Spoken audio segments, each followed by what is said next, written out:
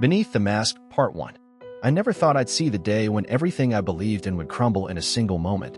When the person I trusted most, the person I thought saw me, really saw me, would become a stranger wearing a mask that hid the truth. That's how it all started, with a smile and a secret. Emily was the kind of girl who lit up every room she entered. Not just because she was beautiful, though she was, but because of this magnetic energy that drew people in. She had a laugh that could fill a stadium and a way of making you feel like you were the only one that mattered. I was hooked from the start. We met in college, and it was like fate or some cruel joke had brought us together. She was everything I ever wanted. Smart, passionate, wild in all the right ways. Our relationship wasn't perfect, but I believed in it. I believed in her. But beneath that dazzling smile was something darker, a secret that slowly began to unravel the foundation we built. It started with small lies. Little white lies I brushed off because I trusted her, because I loved her.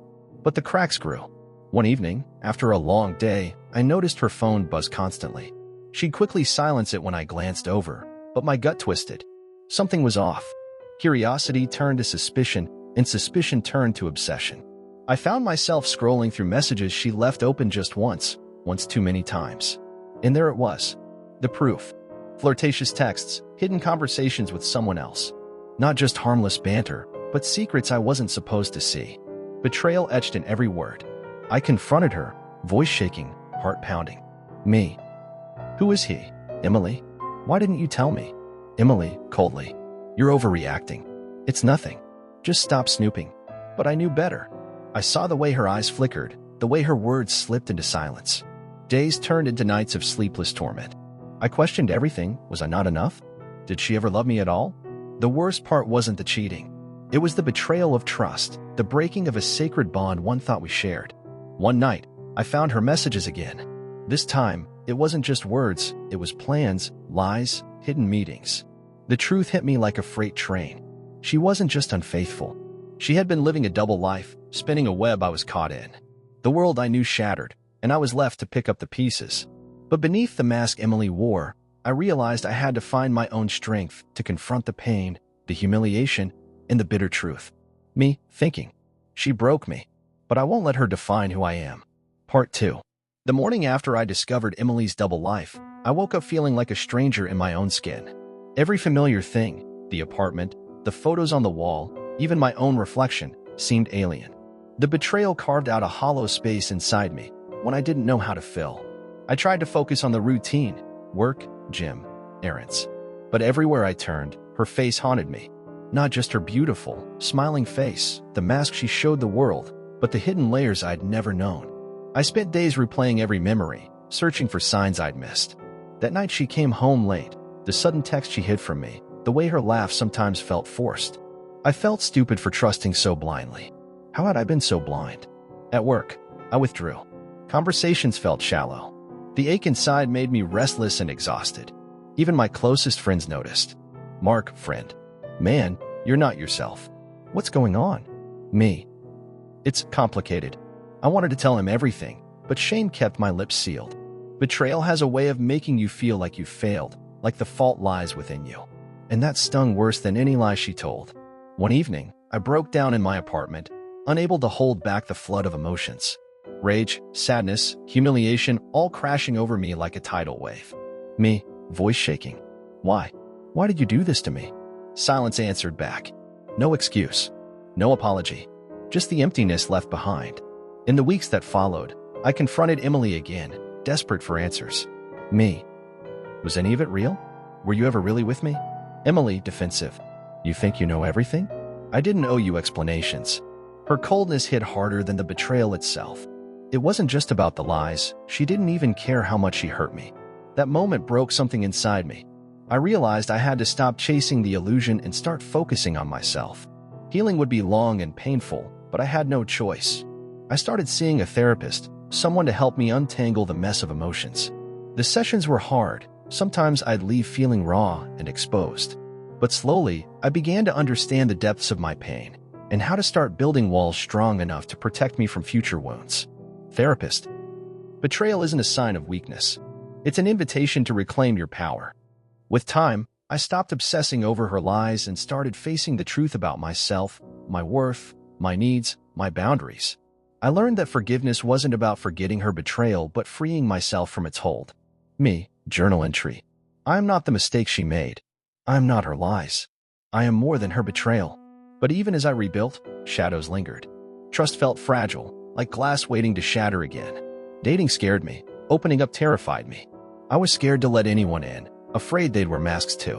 One night, scrolling through old photos, I found one of us laughing. It was bittersweet, reminding me of what was lost, but also what I was determined to find again: genuine connection. Me, thinking, I will find someone who sees me, not just the mask I wear. Part 3. Weeks passed like shadows slipping through my fingers, each day a quiet battle between holding on and letting go. The pain from Emily's betrayal no longer screamed in my ears, but it lingered like a dull ache, a reminder that healing wasn't linear. I threw myself into work, hoping the routine would numb the loneliness. Yet, every email, every call, every casual glance at my phone seemed to echo with the memory of her deceit. Sometimes, in the middle of a meeting, I'd catch myself zoning out, haunted by images of her hidden texts, secret smiles exchanged with someone else. One afternoon, my phone buzzed with a message from Sarah, a woman I had met through a mutual friend months earlier but hadn't seen since. She reached out with simple words. "Hey, just checking in. Want to grab coffee?" I hesitated. Trust was still fragile, but maybe it was time to take a small step towards something new. Maybe not for love yet, but for connection. Meeting Sarah at that cafe was like breathing fresh air after being underwater too long.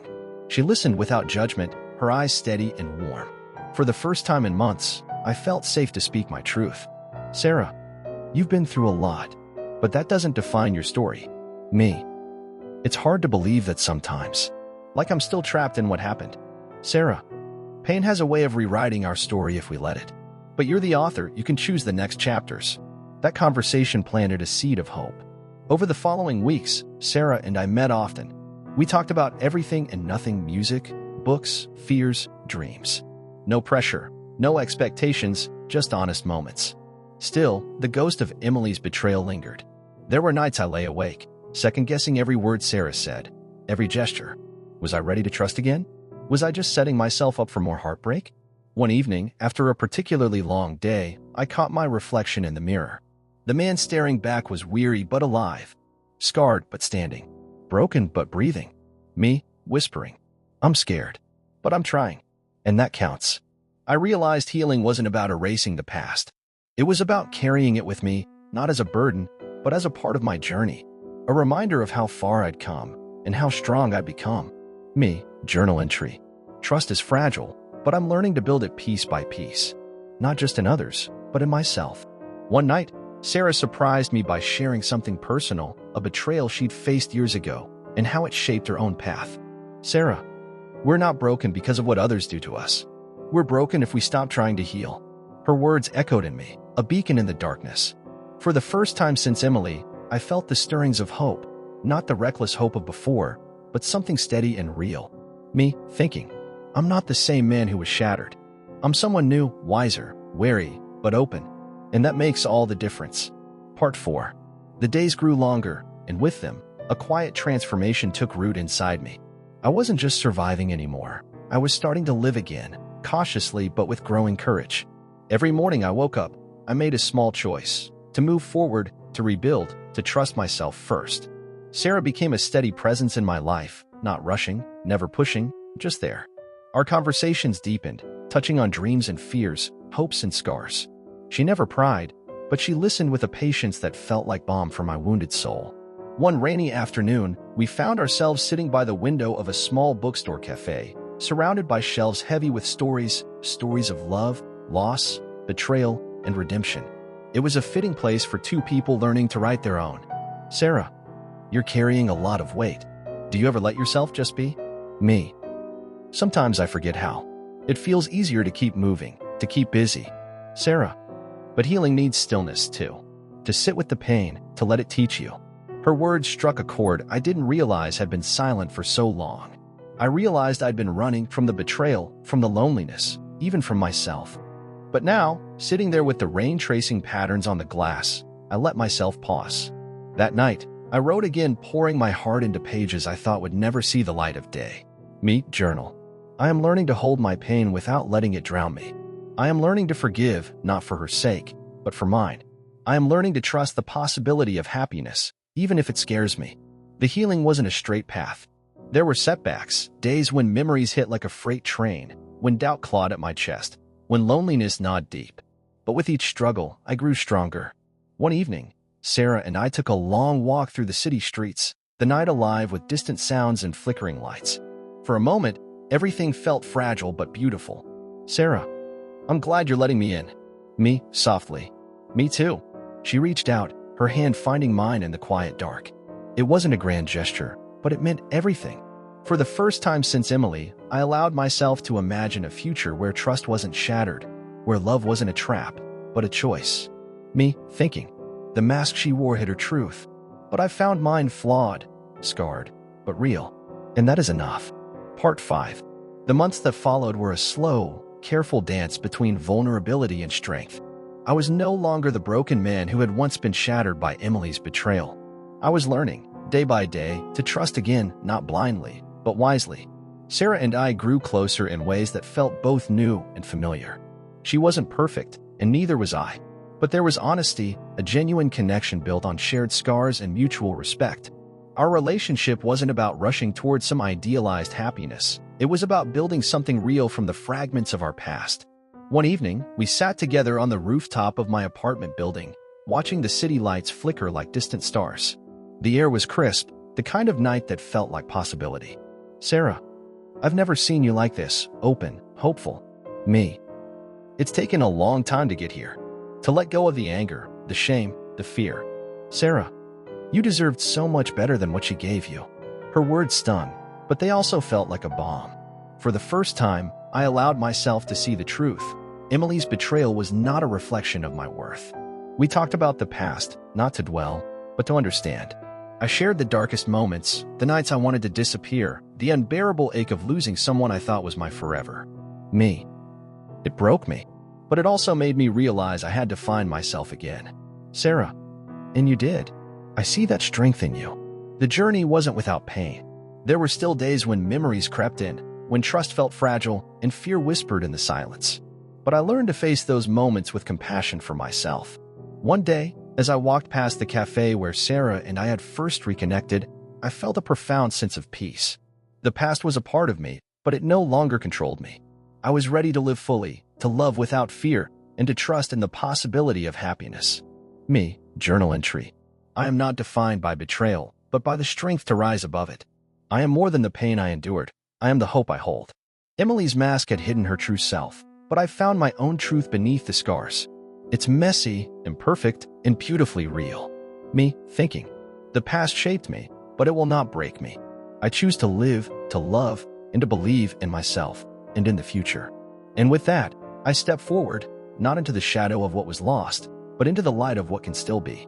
Months after embracing the fragile hope Sarah and I had built together, life began to settle into a new rhythm. The wounds from Emily's betrayal still flickered in quiet moments, but they no longer ruled my days. Instead, they served as reminders of how much I'd grown. One evening, as Sarah and I prepared dinner in my small kitchen, laughter filled the space between us, a sound so foreign just a year ago, yet now so natural. "Sarah, you've come so far. I'm proud of you." Me, smiling. "I couldn't have done it without you." But healing isn't a straight road. Sometimes the past sneaks in unexpected ways. One day, I saw Emily's name pop up on my phone. My heart tightened, memories rushing back like a cold wave. I didn't answer. Later that night, I told Sarah. Me. She tried to reach out. For a moment, I thought about replying, but why reopen the door to a house I burned down? "Sarah, you're building a new home now, one worth protecting." Her words settled deep inside me. The past was a chapter closed, the future unwritten but full of promise. Over time, I learned to trust not only others but myself. To believe that I deserved honesty, kindness, and love that didn't come with shadows. One morning, as sunlight spilled through the blinds, I wrote in my journal, "I am not a victim of betrayal, I am a survivor of my own story. The pain shaped me, but it does not define me. I am ready to live, to love, and to be truly free." And with that, I stepped fully into the light, no longer beneath the mask, but wholly, unapologetically myself. It's been nearly a year since everything fell apart. Since Emily's betrayal shattered the fragile trust one had wrapped around my heart like a shield. Time, they say, is the great healer, but healing is never neat or simple. It's jagged and messy, full of contradictions. After the epilogue, life didn't suddenly become perfect. There were moments when I woke up gasping, haunted by dreams I didn't want to have.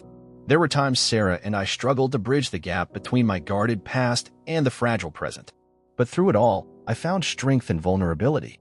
One cold winter night, the kind where the air feels like it bites at your skin, Sarah and I sat by the fireplace in my apartment. The flickering flames cast dancing shadows across the walls, and outside, the city hummed quietly beneath a blanket of snow. Sarah, tell me about her. Not the lies or the betrayal, but the girl you loved. Me pausing. She was everything I thought I needed. Bright, beautiful, so sure of herself. I was blind to the cracks. I spoke carefully, peeling back layers of memories I'd locked away. Me. I remember the way she'd laugh, light, careless, like nothing could touch her. And me, I wanted to be the one to protect that light. But the more I tried, the more she slipped away. Sarah. Maybe she was lost too. Me. Maybe. But that doesn't make it hurt any less. The silence stretched, but it was comfortable, two souls sharing truths without judgment. Days later, I found myself wandering through the park where Emily and I used to meet. The bench where we shared our first kiss was still there, worn by time and weather. I sat, letting the cold seep in, and for the first time, I allowed myself to feel everything: the love, the betrayal, the loss. That day, I understood something crucial. Healing wasn't about forgetting her. It was about making peace with her part in my story without letting it dictate my future. Over the following months, Sarah and I continued to build our fragile sanctuary.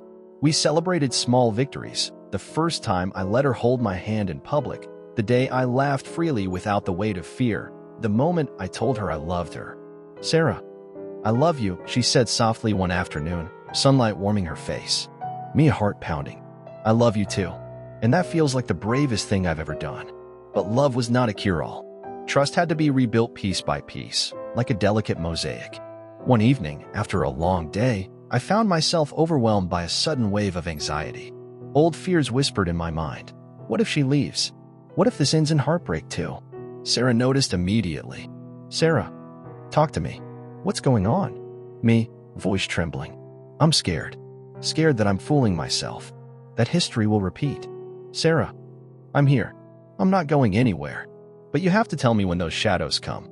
That night, we talked until the early hours, unpacking fears, hopes, and the messy middle ground of love after pain. I learned that healing isn't linear. It's a spiral, sometimes taking 2 steps forward and 1 step back. But with someone by your side who sees your scars and still reaches for your hand, the journey becomes less daunting. One spring morning, as flowers bloomed and the world felt new again, I stood in front of the mirror and saw not a broken man, but a survivor, a man shaped but not defined by betrayal. Me, quietly. I'm ready. Ready to love fully, to trust deeply, and to live honestly. And this time, beneath no mask, only my own raw, imperfect self. The weight of Emily's betrayal had long since lifted, but its echoes lingered in quiet moments, like a shadow at the edge of my vision, reminding me of what was lost. Yet, I no longer feared that shadow. Instead, I learned to face it, to talk to it, and sometimes even to thank it for the hard lessons. One evening, Sarah surprised me by suggesting a trip out of the city. A weekend escape, she said, eyes shining with hope. I hesitated. Traveling meant stepping out of my carefully constructed comfort zone, but something in her smile made me say yes. We drove for hours, windows down, the wind tangling our hair, the horizon stretching wide and free. The world outside the city felt alive in a way I hadn't felt in years. At a small cabin nestled between towering pines, we settled in. The fireplace crackled as snow began to fall softly outside, blanketing the earth in white silence. Sarah, whispering. No distractions. Just us. That night, lying beside her, I let the silence between us fill with unspoken promises. No masks. No pretenses. Just 2 flawed people daring to hope. Morning light spilled through frosted windows, and with it came a quiet revelation. I realized that trust wasn't just about others. It was about trusting myself. Trusting my judgment, my instincts, my capacity to choose what was good for me. We spent the day hiking through snow-dusted trails, breath visible in the crisp air, the world seemingly reborn beneath a coat of ice and light. I told Sarah stories from my past, the raw, unvarnished truth of my pain and resilience. Me. I was afraid to feel again. Afraid that loving meant losing. Sarah, but you didn't stop loving. You just found a new way. Her words settled like a gentle balm over old wounds. That night, under a sky ablaze with stars, I took her hand in mine. Me. I want to keep building this, us. No matter the scars we carry, no matter the past. Sarah, smiling. Together, we're stronger. In that moment, the cold and the fear melted away. Beneath the mask I'd worn for so long, I found not just healing, but hope. Weeks turned into months, and every day with Sarah was a step forward, sometimes shaky, sometimes steady. But what I learned most was that healing isn't about forgetting or erasing the past. It's about living with it, letting it shape you without defining you. One rainy afternoon, we found ourselves in a quiet cafe, tucked away from the world. The soft hum of conversations and clinking cups surrounded us as we sat across from each other, hands intertwined. Sarah, do you ever think about Emily now? Me, after a pause. I do. Not with bitterness anymore, but with clarity. She was part of my story, but not the author. Sarah, that's powerful. The rain outside intensified, drumming against the windows, mirroring the storm I had weathered inside. But inside this cafe, with Sarah beside me, I felt grounded, safe to be broken, safe to be whole. Over time, I started opening up more, not just to Sarah, but to myself. I began journaling again, letting my thoughts spill onto paper without censorship or fear. Journal entry. I was lost in a maze of lies and heartbreak. But every step away from that maze is a reclaiming of my soul. I am learning to trust the light again, even when shadows linger. Sarah became my anchor, my mirror reflecting a better version of myself. And I her safe harbor, where she too could lay down her defenses. One night, as we walked home under streetlights glowing like amber beacons, I felt something shift deep inside. Me. I think I'm ready to love again. Not the way I thought I would, with caution and fear, but fully. Sarah, smiling softly. And I'm here, right beside you. It wasn't just about romance. It was about embracing vulnerability, trusting enough to fall and get back up. As we reached my door, she squeezed my hand. Sarah, you're not alone anymore. And for the first time in a long time, I believed it.